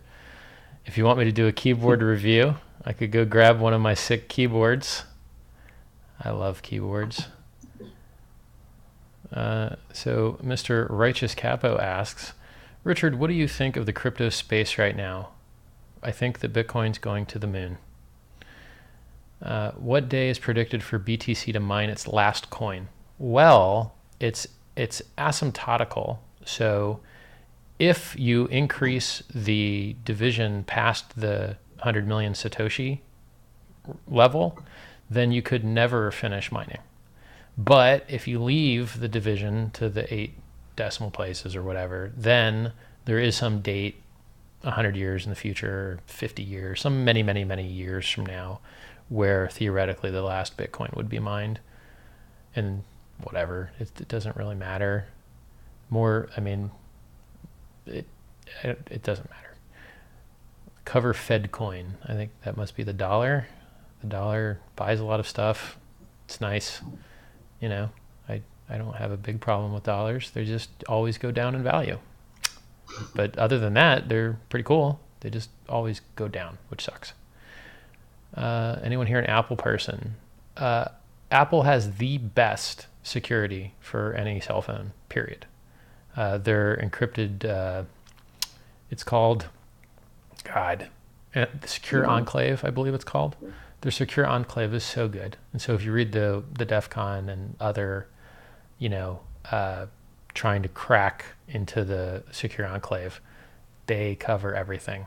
They cover low voltage, they cover skinning the top of the chip, they cover like every imaginable way that those things could go wrong. I think BitsBeTrippin's internet dropped. Oh, he's back. Maybe he's just very pensive and still. He's moving again. I'm watching chat now. Yeah. So I think that being a couple generations on hardware behind sucks for their laptops. Their laptops do have the longest battery life by far. You get an hour or two extra on the same battery and the same processing power because their OS is more power efficient. However, everyone else in the world uses PC, and unless you want to bite the bullet, being the guy with less tech support, less options for software to run, a generation or two behind on hardware, I would stay away from Apple PCs, and I would support Apple cell phones now that they've got a good Bitcoin ecosystem. A few years ago, they didn't have an acceptable Bitcoin ecosystem, and at that point, an iPhone was not an option. I hate their money-grabbing bullshit where it's impossible to move files from one phone to another. It's impossible. Like, they don't want you to download BitTorrent stuff. They don't want you to use normal headphone jack. There's a lot of money grab bullshit going on in that ecosystem, which enrages me. But I will respect them for form factor, design. It took them a long time to get on the big phone. I mean, that was stupid. If it fits in my pocket and it fits in my hand, why would I want something smaller? Like, funny fact, they make cell phones that are extremely small, so you can put them in your butt and smuggle them into jail. So they make literal, like, lipstick-sized cell phones for smuggling into jails, and they like advertise that they don't get caught, like butt phones. There was a funny article on it in Vice magazine, online version. Let's go. What is BitsBeTrippin going to mine since Ethereum is difficulty is high and POS is coming? Says BT Haney. Well, right now we're doing Ubik mainly, but the Ethereum's a difficulty adjust the 17th of October if they release, and it'll be back and predicated on the actual amount of hash power that's there, which should sling it straight to the top based on profitability. All right. For folks that are looking Thoughts on dating girls, says Abdullah. I'm going to make a funny comment for you, Abdullah. You have to find pretty girls on the internet and comment under their photos. Hello, princess. Come to Dubai. And make funny squiggly lines under all her photos. That, sir, is how you will find success with women. Dude, be amazing and just do stuff that your parents will be proud of. And then women will see, oh, this guy's a winner. Learn how to dress. Learn how to be fit. Be valuable. Be useful, right? Be funny if you can, improve yourself. So the trick to being fulfilled in love is to be worthy of it, right? So it's not, when you improve yourself, attraction is not a choice. People will be attracted to you if you are attractive, whether they want to be or not. So the saying is, be attractive, don't be unattractive. So be stronger. Just do everything that you know that you should do, and the girls will take care of themselves. Like to do.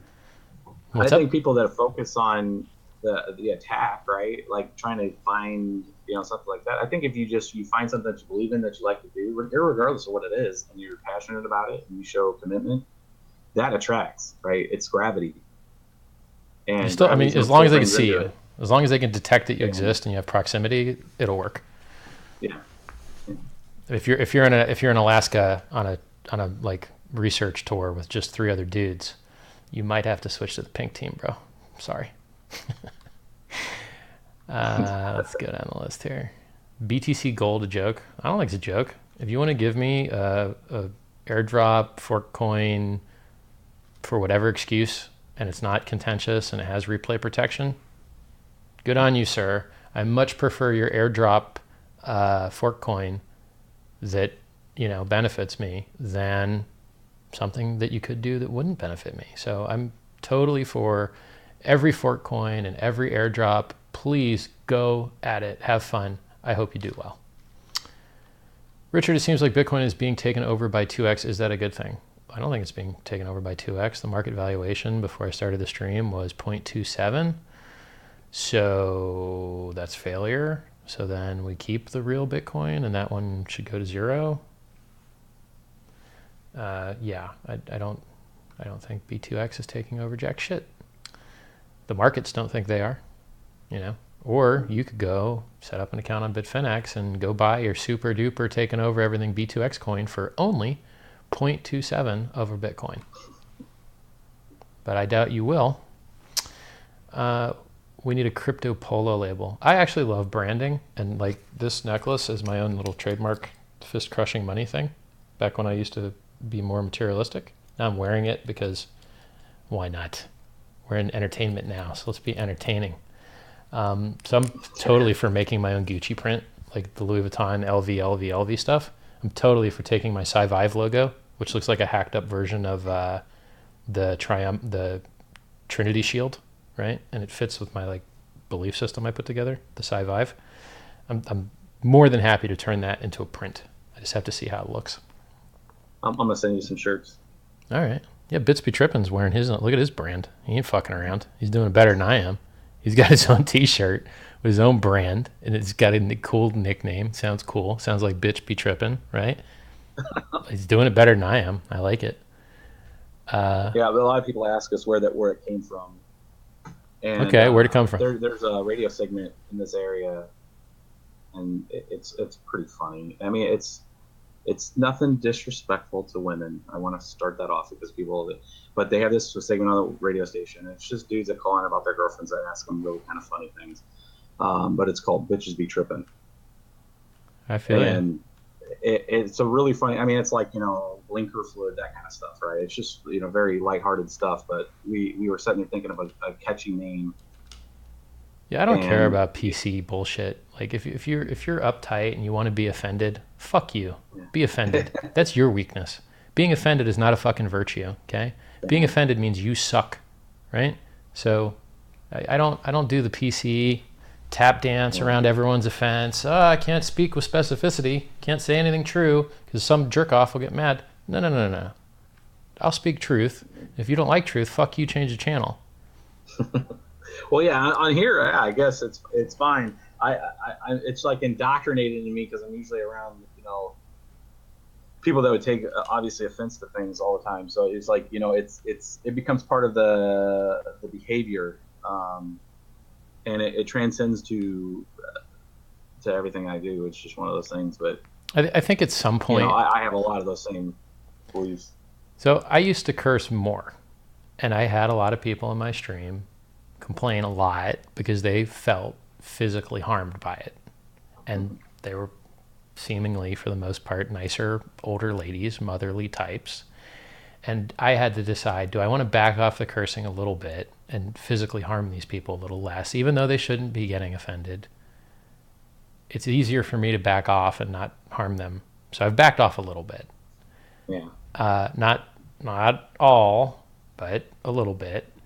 And I think that if I transition into having more of a financial responsibility to represent something, if Survive becomes a movement, if the token becomes super valuable, which it should, then I will probably back off the cursing even more, because I would owe it to more people at that point a little bit, right? So I'm not going all the way. I'm not going to be a PC freak, but it's just like you scale security based off attacks. You scale nicety based off of how much I have to, right? So it's like visiting your grandparents. You might have to wear a suit. Yeah, I mean, you got to be yourself, and if you're trying to project, like when I'm running a development team or I'm running a big effort, I'm listening. I need to make sure that they understand what I need, and what the client or the customer needs, and I'm not a dick, but I mean, I try to come off to like, guys, this isn't joking. We get this done. Here's what our scope is. Tell me if you can't, and we'll try to get some other help in here or something like that. So you gotta have a personality. You gotta have presence. But there's a respect thing and certain things. But like we're having a conversation like this, I mean, I get it. It's just like most of the time I'm like, screw those folks or whatever. Yeah, you change. You be a better you or a worse you based on who you're talking to. You optimize who you are for who your audience is. You're not always the same person, absolutely. Right? I mean, sometimes you're out drinking, sometimes you're visiting the grandparents, sometimes you're at your. You should have a wide range of acceptable behaviors and personalities absolutely. That you can use when they best fit. If you're a well-rounded human being, I mean, that's pretty much the definition of well-rounded. So there's actually, you guys are coming up with pretty good questions here. So I'm just going to read them out, and then and see what kind of, man, you guys asked a hell of a lot of questions here. God. I got to page up like quite a few times here. What's your opinion on Bitfinex launching future pairs BTC1 and BTC2? I think that price discovery is important. I think price discovery is useful. I think that trying to predict what the future might look like allows people to better prepare for that future. So I think that's all good. And I like the way that they changed it from the way they did BCH into this other method, which rewards people for being long the thing instead of being short the thing. If you're the new actor and you're the one creating contention, you shouldn't be assisted by economic game theory into doing things which are very costly for the ecosystem regarding integration, right? So every time one of these new stupid thing comes along, all the wallets have to do a lot of work, and all the exchanges have to do a lot of work, and every technical person has to do a lot of work out of the kindness of their heart to support your silly idea. And so I think that it's totally fair that they don't get extra assists on the work that they're causing other people to have to do to route around their stupidity. Scrolling down.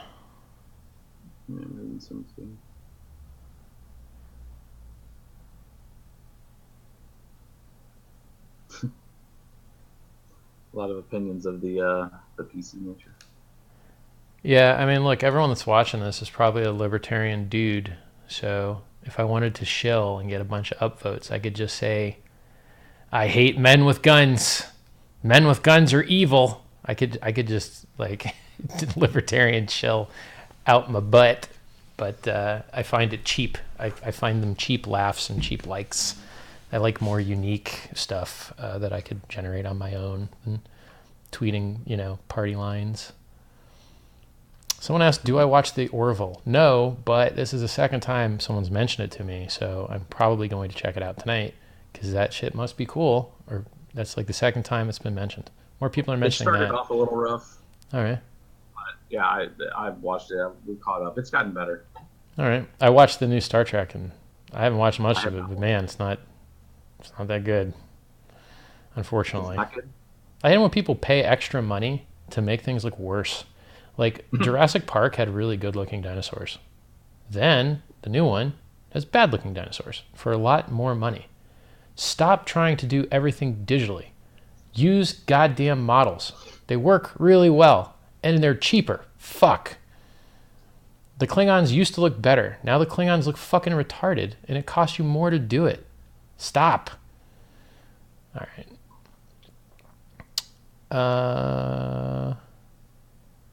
Good advice, Richard. Now just learn how to dress and you'll be all set. Son, if you put me near your girlfriend, dog, I'm going to take your girl. So you could talk shit about the way I dress, but I didn't choose these clothes. I optimized my fashion over time due to good A/B testing. So what I do works. If you don't like it, that's fine. You're probably not my target audience.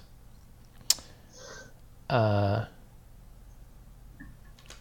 down the list. Richard, you look exceptionally good and happy today. Fuck you, past guy, see? Fingers crossed for 20,003 Bitcoin by Christmas, New Year's. I'm with you, bro. I'm feeling that. What kind of watch is it? Two-tone Rolex Daytona. No, I'm sorry, Submariner. 2003. So they changed this band on the bottom from all stainless to have this gold, which gets dented really easy in 2003. So you can basically tell the age of a Submariner by, at least the two-tone ones, by this clasp at the bottom. The reason I got this watch is because it's the most recognizable rich person watch.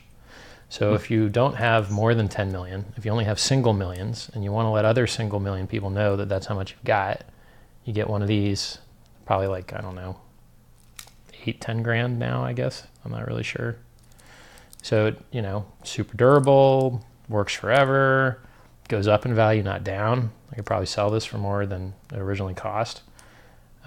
Not as good at telling time as a normal watch. Normal watch is better. This shit runs a little fast. I could go get it serviced, but I think it runs like 5 or 6 seconds fast per day. And if you don't wear it for 72 hours, it stops. So you have to get like a watch winder that's constantly moving it. It runs on kinetic energy. So there's a little counterweight in here that as you move, it clutches around and only goes, keeps winding a spring.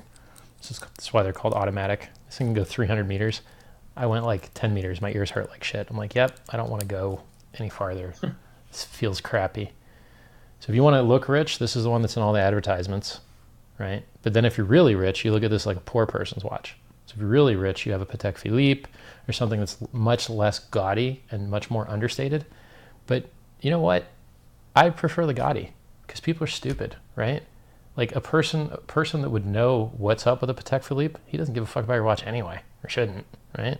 So I'm okay with single tier millionaire signaling. Like I could go up the list of like other fashion price points that you could use for signaling, but I doubt you're really in the market for buying Rolex. If I were to get another one, I'd get a Daytona because I like the stopwatch feature. So I'd get a white face Daytona or a black face one. Probably two-tone. I like the two-tone. You're on a waiting list for the new ones, and whatever. I'd rather buy Bitcoin than have a fucking watch. Like do this math, okay? If you took, I think when I got this, the watch was like 6,500 or something. So if you took that 6,500 and you put it into crypto, anytime that wasn't the last year, boy, you could buy a lot of watches, right?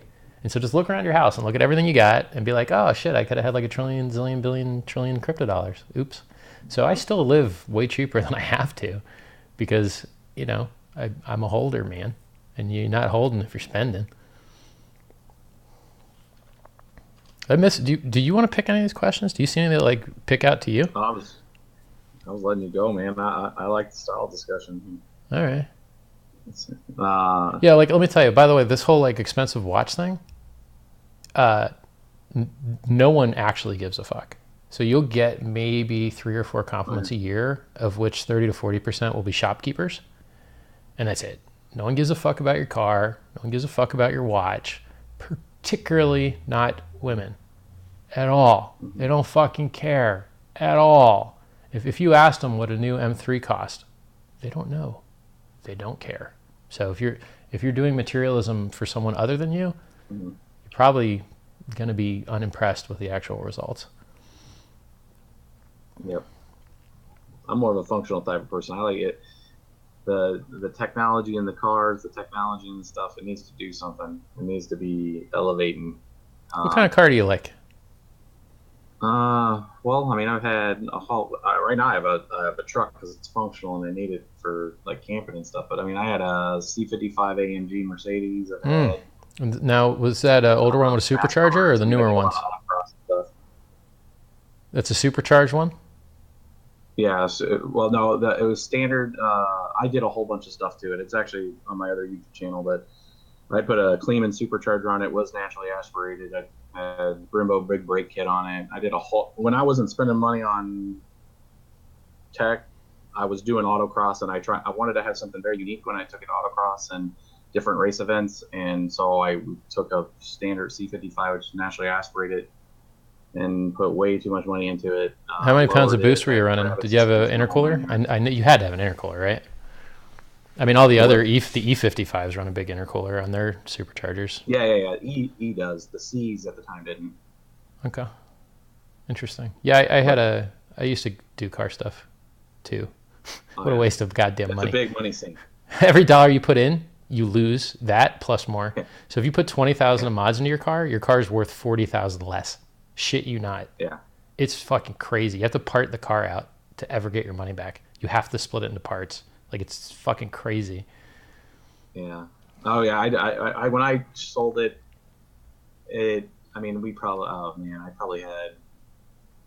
I mean, the car was like 40, and then I probably put another 35, 36,000 into it. I sent it to. So I was like the runner. There was a TV show on in the U.S. called Bull Run, and in season 2, I applied because they would take these different teams and they call it like Team BMW, Team whatever, and they'd race across the U.S.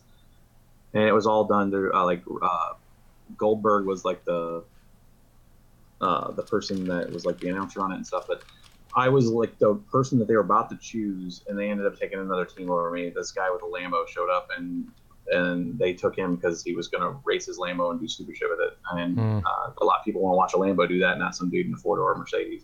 But I sent it to Colorado Springs to get like completely tore down, make sure it was good to go, and probably spent, I don't know, $8,000, $9,000 there to get that done, just to have it ready. And then the producers called back and said, yeah, we chose somebody else. I'm like, oh, crap. That's fucked. And then You're not the first guy to get fucked by that. Like, Dan Bilzerian got fucked on some people that he was supposed to have a part in a movie and get X amount of screen time. They fucked him on it. He had to sue him. And as far as big 4-door Mercedes go, Kim.com actually ran the Gumball Rally with either a 2-door or 4-door black Mercedes, and won it. So, but that dude's such a scammer that I don't know what type of cheating he might have done. You know, like I don't know. Yeah, no. It was just cool. I had the pass from work. I mean, at the time I worked for Anheuser-Busch, which is a big beer company, and they were they were supporting it. I mean, they were like, yeah, man, you take the vacation you need, that'd be cool. We'll cheer for you. And I was like, this is freaking sweet. That sounds pretty And sweet. and then it just fell through. But I don't regret what I did with the car. I mean, I had a ton of fun. I had tons of autocross stuff. I recorded everything. I had GoPros when they first were coming out. I put them all in the car. I mean, I have that car. Nobody knew what it was at the time because we're talking 2005, 2006 timeframe. Those weren't real super popular cars. Like the E55 AMG came out in 2003, and it got a little popularity for Mercedes, but nobody really knew what the C55 was. And since I had close to 500 horsepower in it, and nobody knew what it was, and I didn't do any appearance stuff on the back. It was a little lower because we had Brabus suspension on it, but I mean, I would go to events, the thing's running low 12s, high 11s, at 120 miles an hour. Nobody It's knew, fast. like, what the hell? It's fast. I mean, I think Ferraris were running 12s in that year, that time frame, those years. I think Ferraris were just running 12s as well. I think like 12.2. Yeah, I mean, so yeah, that's the time. I mean, people look at it now, and there's cars that could do 11 all day long. You get the P100D Teslas that are doing 10s at 130. Strip them and do 9s. Take the fucking interior out and run 9s. 2005, 2006, it was a fast car. I mean, I was going to this. We did this one race event. It was a charity race event. It was they donated all the money to the local cancer research center in Indianapolis, and it was called I don't know what the hell was it called. Winged Warriors. Yeah, it was a Winged Warrior event, and it was like domestic versus import. And they would have like you go out to this airport. Domestic wins, except for the 2JZ. High speed, a 0 to 100 to 0, a huge autocross track and a drag race, and they would take all your times on all those different events, and then they would sum them up, and then they would see where you got in the list. So it was not just like you go race your car. It was like all these disciplines, and those kind of events were just popping up, and now they're everywhere. You can go to all kinds of events like that, but you spend a lot of money doing that kind of stuff. I think it's funny, the guys that modify their engines but not their brakes.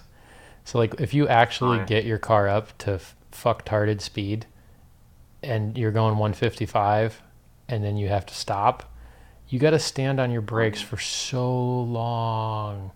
It takes forever to scrub speed from 155, dude. It's crazy how long it takes. And they probably fade out too. Right, you get to do that once, and then you better not need to do it again very soon because your pedal will just, it's not going to work, right? So I would drive my GS 400 so hard that the brake rotors would glow red when I would park. And I don't think I've ever seen a stock car with glowing brake rotors before, ever. Oh, yeah. So, and this is before I modded it. Like those steel rotors usually don't last after they glow red. Yeah, they had a lot of little micro cracks on them and stuff. But I mean, the car ran better before I modded it, and after you put a roll cage in it.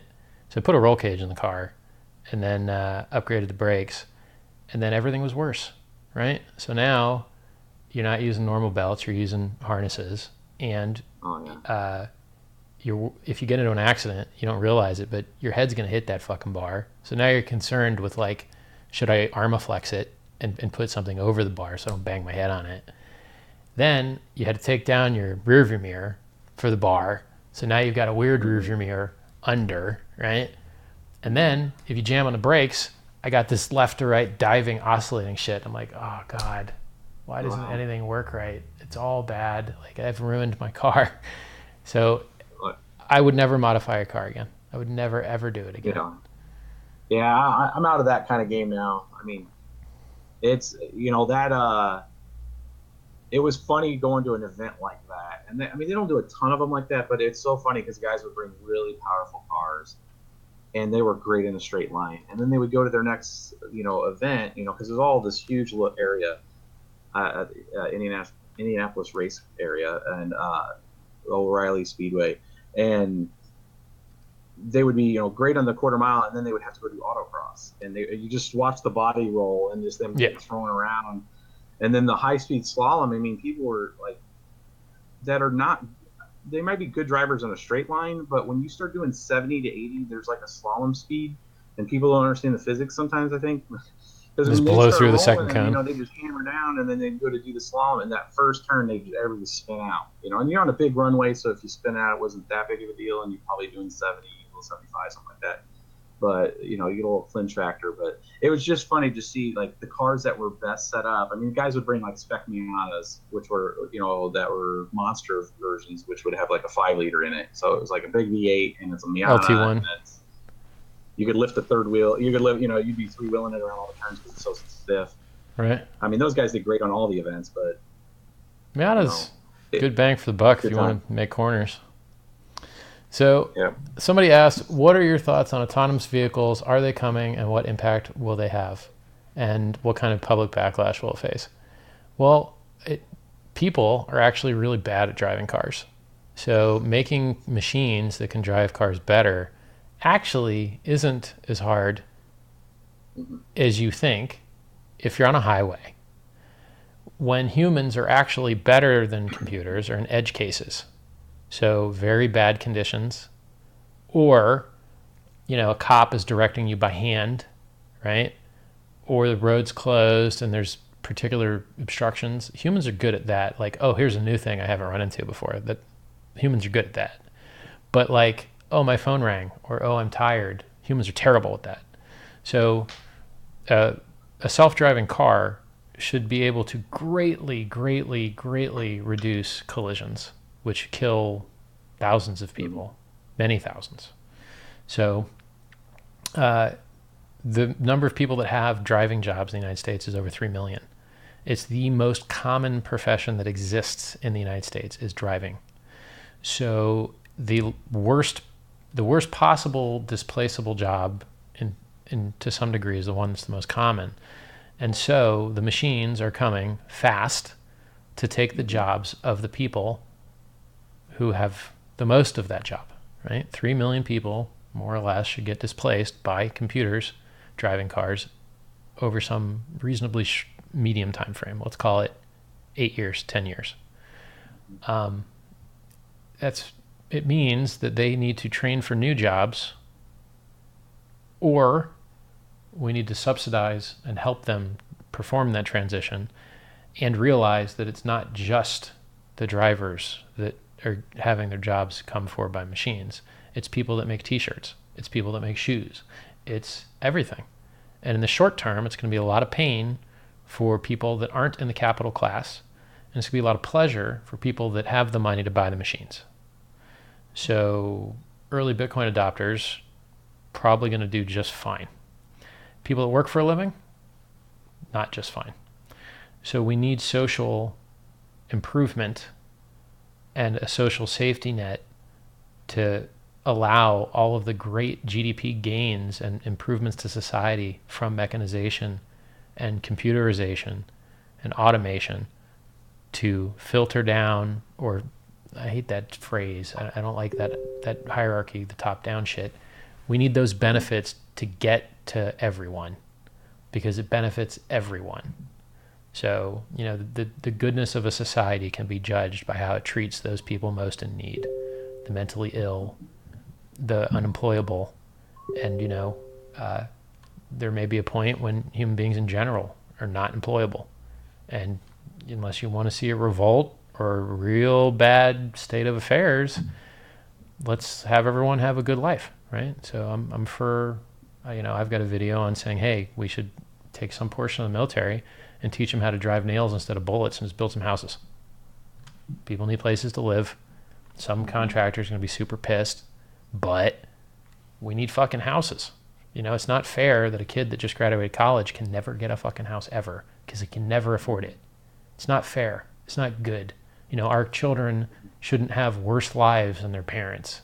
And financially, that's one way they have it worse. You know, you used to be able to graduate high school, get a job, buy a car and a house.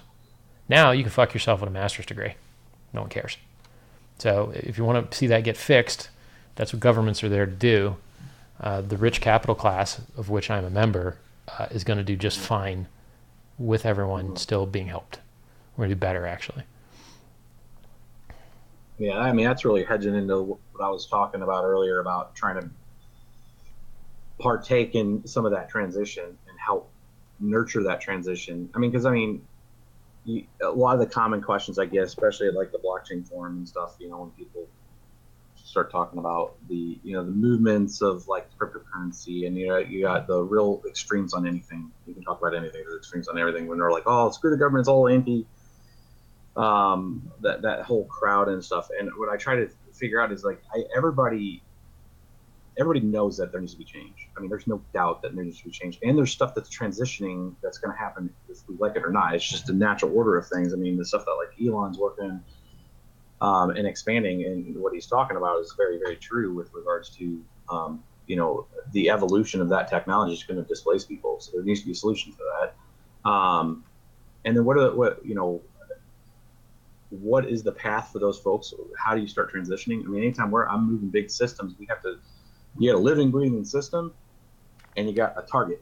And I got to figure out how to keep that living, breathing system working, functioning, not impacting them, and then move it into something that is going to be ultimately the future state. The as-is and the to-be piece, and really laying out that on a social structure, figuring out what people can do, how people can expand and be part of things.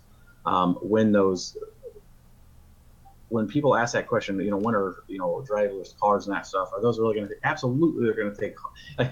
When it's only going to take you a few times to get in one and say go, and then it goes and it shows up and there's no event, and you're going to be like, well, shit, why am I not doing that every time? Yep. It changes things. It's an evolution. It's the next stage of the way things are, and people are going to immediately gravitate towards that when you have something that functions and works. And I mean, you look at and I hate to keep using Elon, but I mean, Jesus, the guy's knocking him out of the park right now. I mean, when he talks, we're launching 16 shots this, to space this so far this year. We're going to do 30 next year. We're already half the world's people are coming back to him because it freaking works, right? He's built a mechanism that functions. You can take whatever. Yes, it's a rocket. Yes, it does these things. A lot of people never cared about any of that. We're caring now because it's moving society in a large scale, and you start looking at that adaptation down towards cars and all that kind of stuff. It's going to not take people very long to go, that works and I want to be part of it and I want to do it. And then you got to answer the other thing, what happens with everything else with it, when you displace it. Yep, I agree.